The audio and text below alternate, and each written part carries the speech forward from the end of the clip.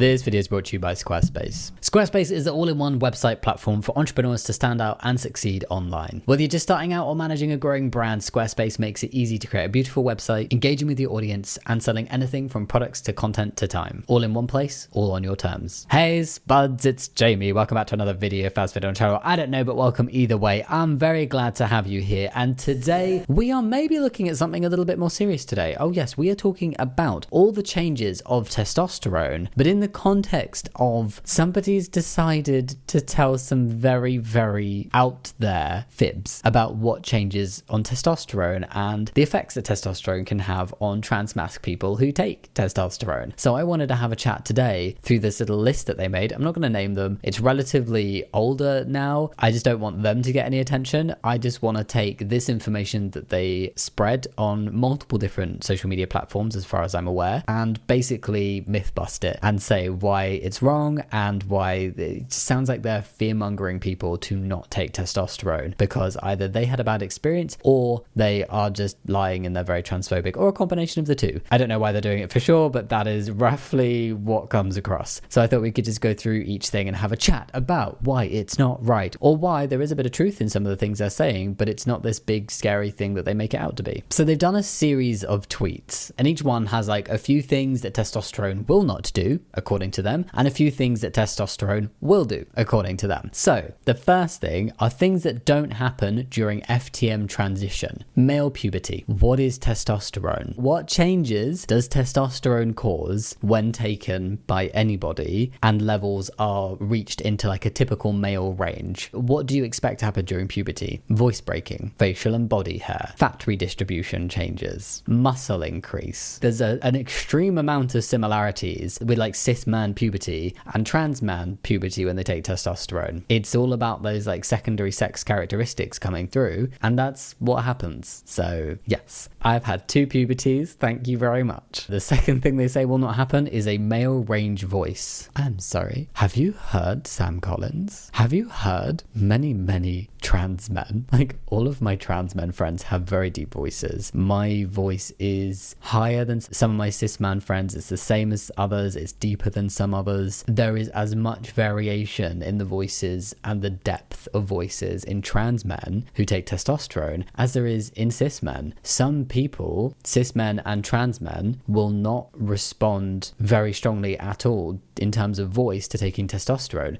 There are celebrity cis men who have quite high-pitched voices. Some trans men do. It's very uncommon. A very, very tiny number of trans men may experience something called entrapped vocality. It is rare and it isn't painful and it doesn't cause damage. It's basically just when the vocal cords do not respond to testosterone in the way we would typically expect. It's also something that you can see in cis men where they have higher pitched voices. The way testosterone impacts the voice is it causes the vocal cords to thicken, which in turn affect the pitch. The level of this difference in pitch can be very vast for some people and minimal for others, and kind of like in between and average for a lot of people. This same variation happens among cis men. And actually what's been found is that not very many trans men at all go for vocal training and vocal therapy because they find that testosterone alone changes their voice into a pitch that they are happy with without the necessity of training. Yay. So to say that no trans man ever will have a male range voice is utter rubbish. Growing a penis. Firstly, I don't think that any trans man thinks they're going to grow a cis penis. However, there are vast similarities between what's going on down there, whether you are AFAB or AMAB. And testosterone does cause growth and some changes down there. And then there are also surgeries available that will literally create functioning penises, some average sized and some on the smaller size, more in line with the micro penis. Nobody's saying that they are cis penises or exactly the same as a cis man's penis, but they are definitely vastly different to what you would expect to find in someone who is AFAB, and a lot of that is caused by testosterone, and there are a lot of changes that are caused by testosterone alone, and then obviously there are surgical options too. So trans mascs don't think they're going to grow a dick when they take T, but there are a lot of changes that happen, and then there are a lot of options to make more changes happen. The fourth thing that they say isn't going to happen is you will not become safer. I've not seen this as a discussion point when it comes to transitioning, that it's like, yes, transitioning will make me safer. Being a trans trans person compared to a cis person will make me safer as men. What we have to acknowledge is that trans men, such as myself, who would be read as men when they go out in public, will often benefit from male privilege in that sense. I definitely feel significantly safer walking at night, walking alone. I don't have to have the same concerns. I don't have the same thought processes that women will have. I see my wife have concerns as a woman that don't even cross my mind as a man for my personal safety. When I go out in public and I think people might know I'm trans, I am concerned for my safety from the perspective of being a trans person and a visible trans person. But if people don't know I'm trans, I do feel significantly safer than I did before I transitioned. So I think a discussion and a debate around safety is a really difficult one, and I don't think anyone ever transitions and thinks I'm going to be safer in all and every situation in my life. Because trans people are victims of violence more than cis people, and this is worse still for trans women and trans women of colour in particular. I think to go on here and be like,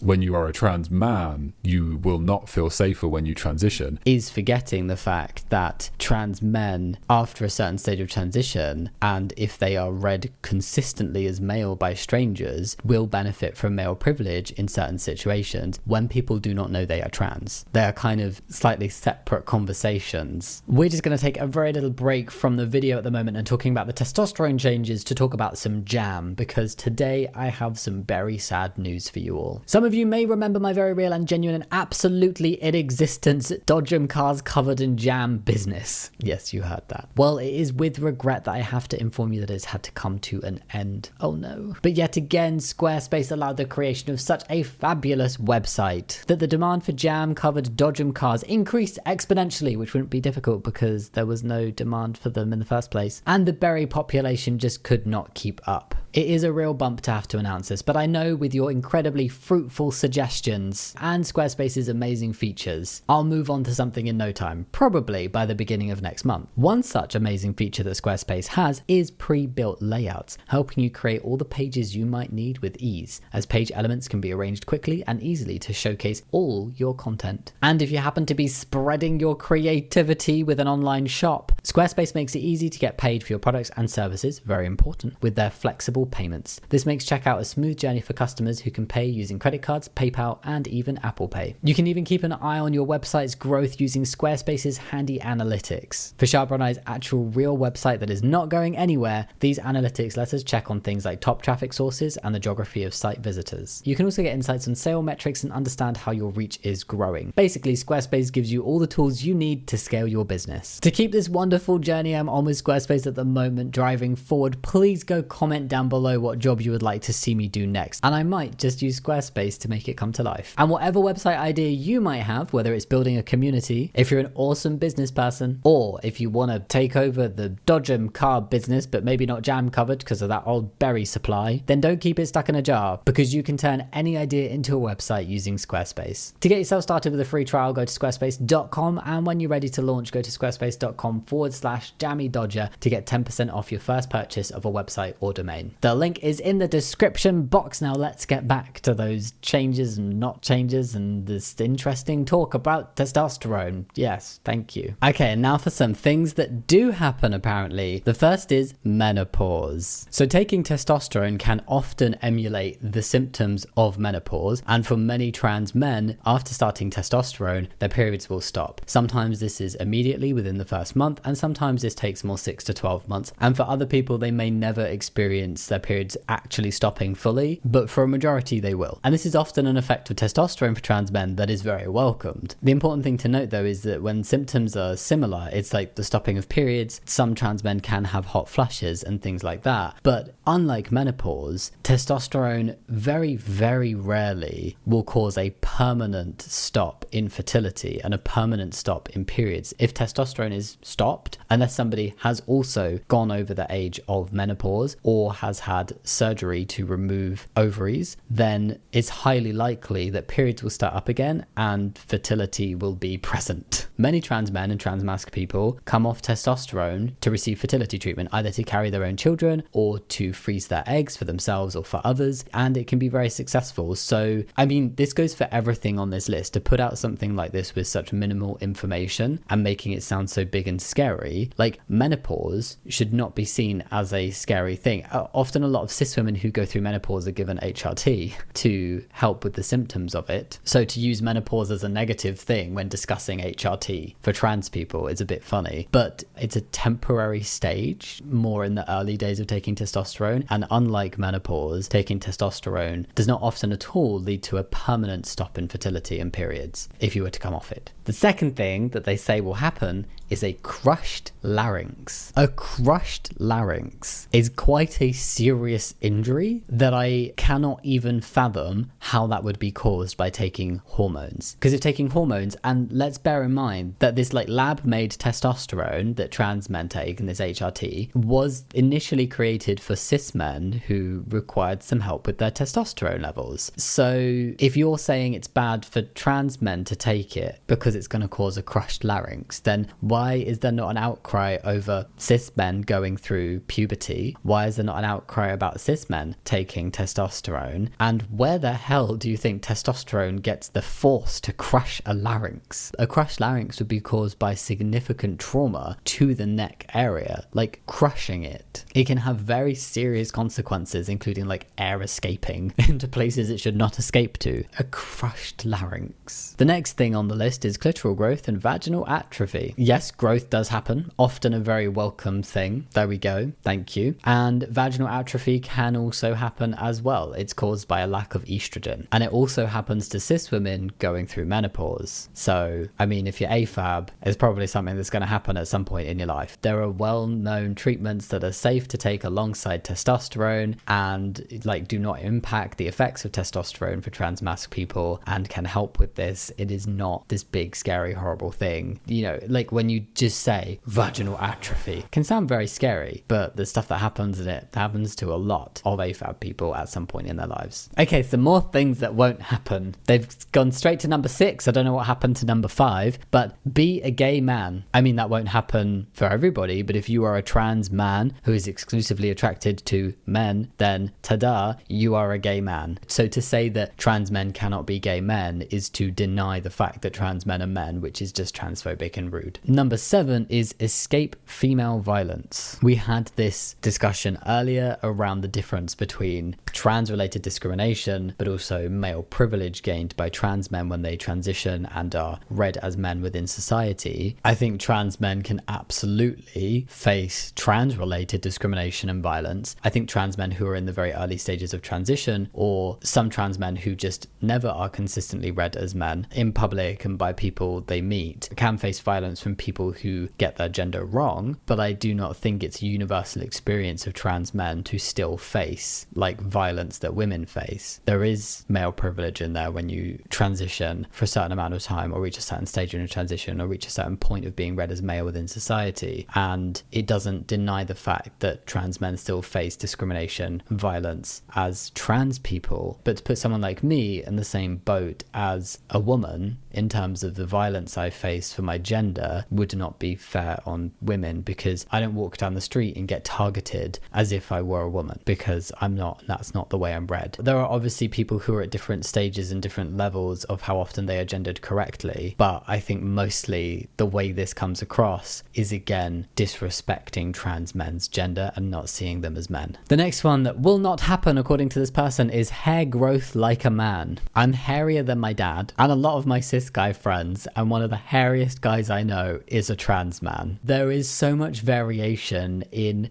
beard hair, body hair, head hair loss, experienced by both cis and trans men. It is something caused by testosterone. Taking testosterone will cause you to have a male pattern of hair loss and hair gain, and a lot of it is down to genetics as to how much or how little you have. I know some very unhairy trans men, and I know some very unhairy cis men. I know some very hairy cis men, and I know some very hairy trans men. I think this is like the voice range one, where they're basically trying to make it out like testosterone will not cause anything to change. And I believe this person is a detransitioner who's posted this. If this person took testosterone and experienced that their voice did not change and they did not get any body or facial hair, and that was something they were disappointed about, that is not an experience that is very common, and is not an experience that you can go about saying, if you are trans and you take testosterone, these things will categorically not happen. Because I'm not sat here saying they categorically will happen, but what I'm saying is it would be very rare to experience no voice change and no body hair at all, no facial hair or no hair changes whatsoever when you take testosterone as a trans person. The next two of things that won't happen go together. So one, I have to beep and cover the word because YouTube doesn't like it, but the first one is decrease,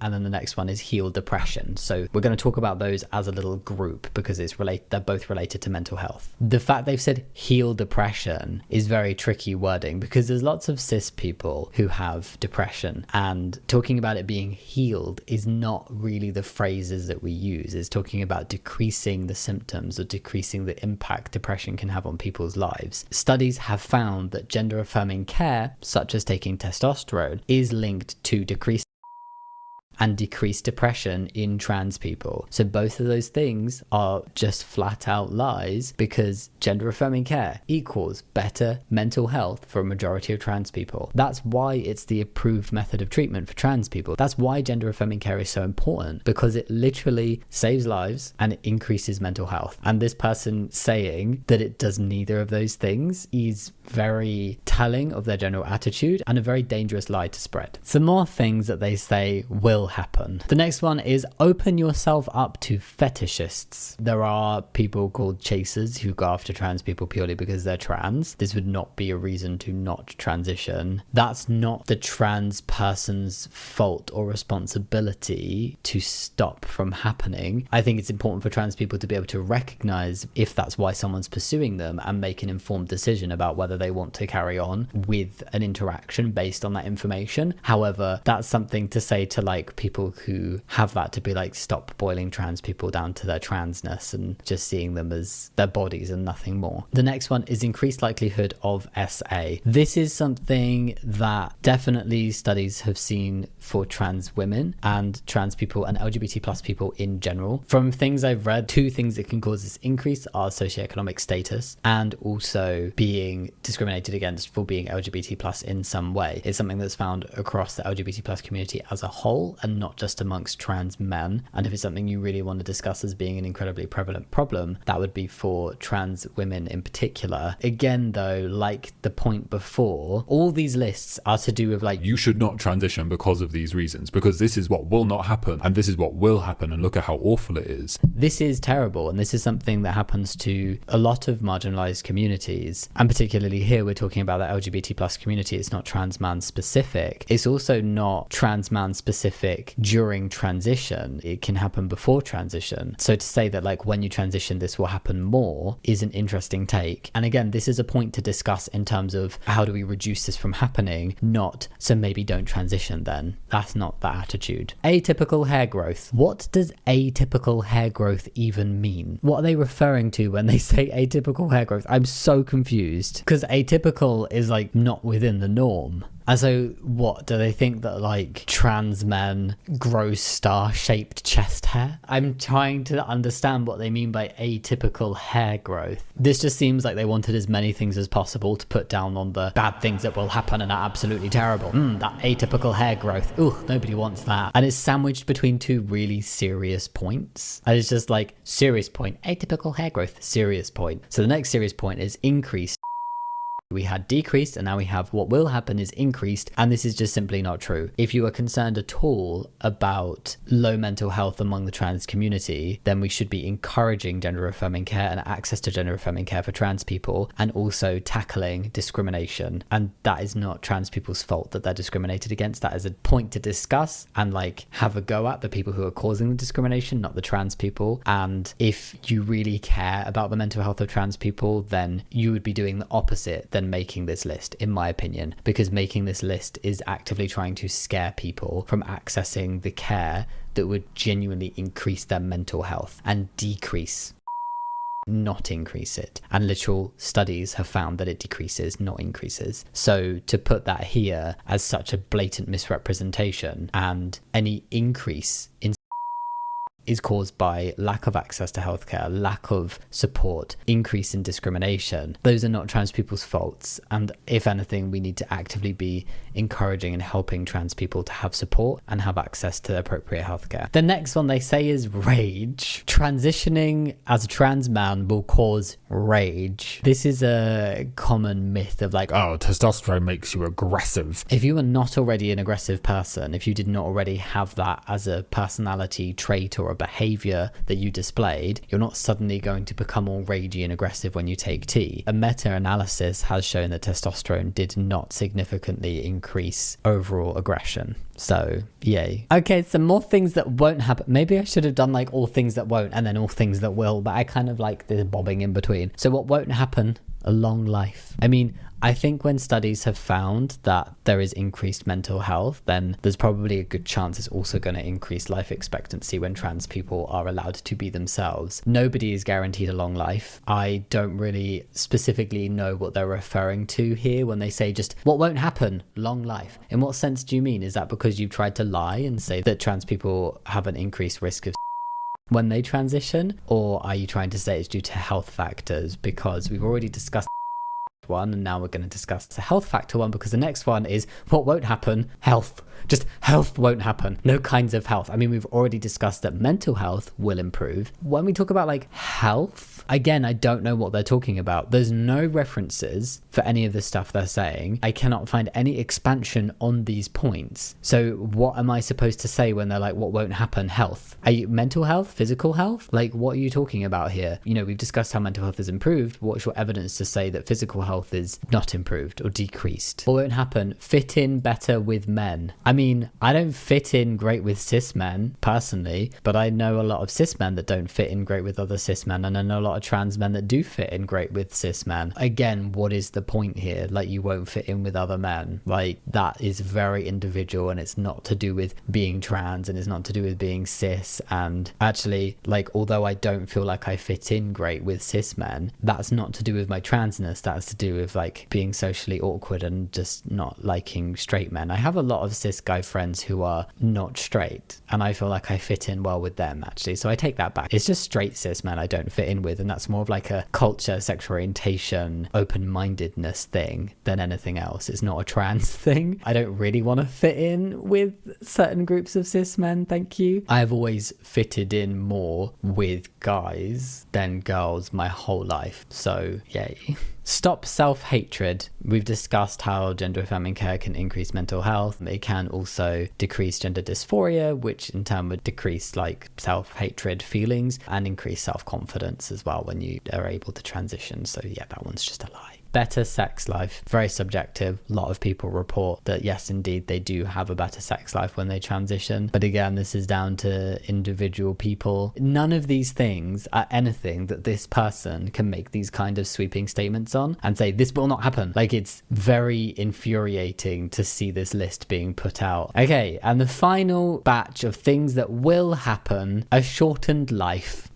Just what? Chronic pain, increased risk of heart attack and stroke, etc. Chronic pain. What do they mean? Chronic pain. What chronic pain are trans people in when they transition? There's no findings that transitioning cause chronic pain in anything. Increased risk of heart attack and stroke. Cis men do have an increased risk of things like heart attacks over cis women, but trans men's risk is not increased over and above that of cis men. So if you are so concerned about anybody in society having an increased heart attack risk, you should be concerned for all men. But the increased heart attack risk in cis men is more thought to be down to behavior, like higher rates of unhealthy habits that we typically find in men, rather than anything else. So to make a sweeping statement that if you are trans, you transition, that's it, like heart attack, increased risk, that's not entirely the case. I know that doctors like to monitor cholesterol of trans men on testosterone, and some trans men can see an increase in this. But if anything, it's quite a preventative measure that we get blood tests done so frequently to test these things and to keep an eye on it. I could maybe assume that that's what they're talking about when they say shortened life, and you won't have a long life when you're a trans man who transitions because the average life expectancy of men is lower than women. But a lot of that is to do with unhealthy habits and behaviors that a lot of cis men can display, and I can't see any evidence as to whether trans men would also display those, because a lot of trans men are socialized somewhat differently to cis men for at least a portion of their lives. Lose intimacy. You cannot go about just saying, I'm assuming that this perhaps happened to this person, that they had a negative experience with intimate aspects of their life. I don't know for certain. This is just what's coming across from their list, because the last one is also related to this. So we'll skip the second to last one, and we'll also do lose intimacy and then include pain during sex forever. It's quite a statement. Vaginal atrophy can cause pain, but again, we discussed how there are treatments for that, and there are things that you can do to reduce this. It's not like you're going to not ever be able to be intimate ever again. It's making it sound like Take testosterone and lose your sex life. that does not happen. There is not the best amount of research on trans people regardless, and this area has relatively minimal research, but the research that is available indicates that gender affirming care, particularly surgeries, actually increase sexual function and happiness among trans men. So to say that it doesn't, there's no evidence to indicate that, and the evidence that we currently have points in the opposite direction. So yes, thank you for lying again. And finally, the one we're going to finish on is denial and self-hatred. This is definitely, I think, coming from a detrans perspective. So somebody who is in the 1% of people who regret transitioning and detransition. The most likely reason to detransition actually is lack of social support, and many of those people go on to later retransition. But the minority of the minorities, so the minority of detransitioners who detransition because they are not trans, I could imagine many, or at least some, do go through a period of denial and self-hatred in relation to during transition, when they realize it wasn't the right thing for them. At some point during this process, I'm sure they have these feelings. But for trans men, for people who are trans and they transition and they have gender affirming care, there is not denial and self-hatred. As we've already discussed, transitioning increases mental health, decreases gender dysphoria, increases people's confidence. This is definitely coming from a very skewed perspective of someone who did something and it didn't go very well for them, and they regret the decisions that they made in and around that, and they deserve support and help with that. However, what it does not mean, and what it does not give them the right to do, is make lists like this that are at best a stretch and fear-mongering, and at worst just like outright lies. So some of them had some truth to them, like vaginal atrophy, but we discussed that and how it's not this big bad scary thing, and also how it happens to a lot of cis women as well. But many of them were outright lies, or just really weird, confusing, like health. What won't happen? Health. What will happen? Rage. Like, what even is this? This is just somebody who's coming across as very angry, very bitter, and very desperate to deny other people transitioning just because it turned out not to be the right thing for them. And that is not a right they have. The danger, and the reason why I wanted to make this video, is people who put out perspectives like this publicly with no citations, no further information. It's all from one person's personal skewed perspective of being a detransitioner, and it's not actually taking into account trans men's actual experiences, which is what I wanted to give here, as well as discussing some of the research. Transphobes pick up on this, or people sitting on the fence who aren't really sure pick up on this stuff, and they run with it and they take it and they believe it, and they're like, oh my god, taking hormones and transitioning is so bad for trans masc people. Not that they refer to trans masc people as trans masc people, but you know what I mean, like they would be feared by this into thinking that transitioning was some big bad scary thing that is going to ruin and shorten people's lives, because that sounds horrifying. terrifying, but it's not true. So we were here today to dismantle the lack of truth in this list. But yeah, thank you very much for watching. I hope this has been useful to discuss and just kind of dismantle things that testosterone actually will do and actually won't do. I really wish people would stop spreading this kind of misinformation because it causes a lot of damage and it's just very unfair to the trans community. But yeah, think about leaving a comment down below if you want to join the conversation. Give the video a thumbs up and subscribe if you liked it and want to see more, but there's no pressure. And yeah, as always, thank you so much for watching. I'll see you next time. Much love. Bye.